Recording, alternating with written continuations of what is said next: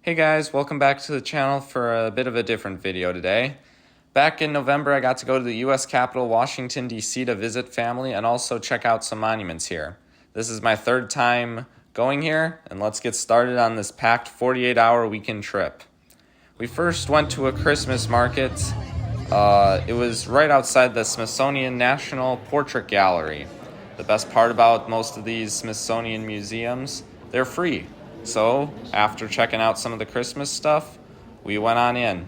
Inside the Portrait Museum, there's multiple artifacts from American history, including the famous Hall of Presidents, which are the actual original portraits painted of U.S. presidents, including the ones of William Henry Harrison and His Excellency John Tyler, seen here, who became president after Harrison's death a little over a month after being sworn in as president.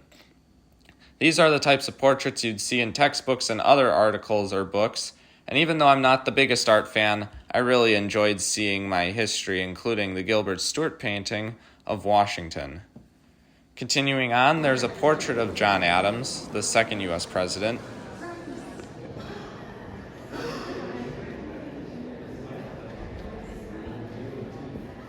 A good place to take a break here is this beautiful courtyard dome area, especially around sunset like when I was here. The Hall of Presidents continues all the way up to Roosevelt.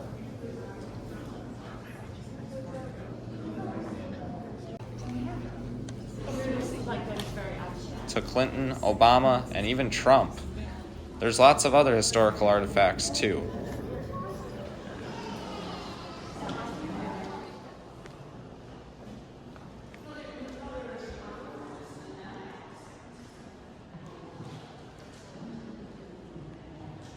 And even a special exhibit for Frederick Douglass, a famous abolitionist in the mid-1800s.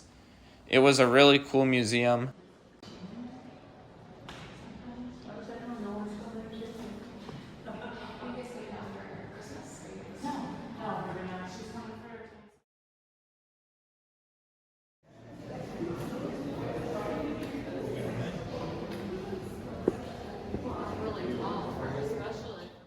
We took the metro to get around town. Across the museum is Capital One Arena, where the Washington Wizards and Capitals play. Washington is the only place where I have relatives and a hockey team, so the more I've been watching hockey, the more I've been rooting for them until either Milwaukee or Atlanta gets a team, which I hope is soon. There happens to be a metro station right under the arena, so it got really busy as it was 1 hour away from puck drop for the Capitals. After dinner, my cousin led us on a nighttime tour of the monuments, starting with the U.S. Capitol and Supreme Court. Last time I was in town, the Capitol was under a lot of scaffolding, and it was good to see the full dome, where our elected representatives from all over the country convene and make our country's laws. Right across from that is the Supreme Court, where the right of judicial review of laws is carried out, and as the highest court of the land, they get the final say in many issues. I started to become a more well-rounded photographer around this time, and playing around with light painting and long exposures was super fun. Next up was the Jefferson Memorial, right on the Potomac. The memorial contains a statue of the third U.S. president, who is the main author of the Declaration of Independence. This preamble to the letter to King George III is displayed in the dome, and it was my first time seeing this monument on my third visit to the city.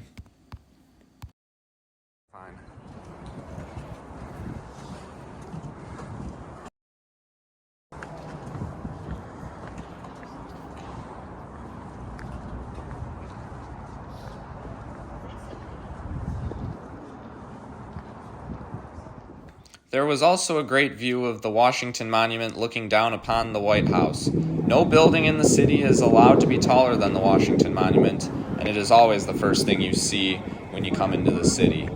There's also a view of the President's Executive Mansion, or better known as the White House.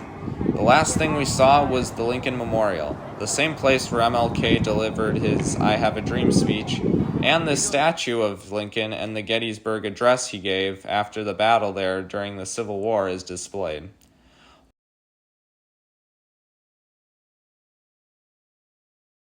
While it was also great to try some new photography styles and come closer to history, it was also great to see all of my family and I hope to be back here sometime soon.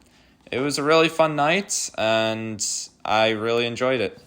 So thanks for watching. Make sure to like and subscribe for more aviation content and travel in general.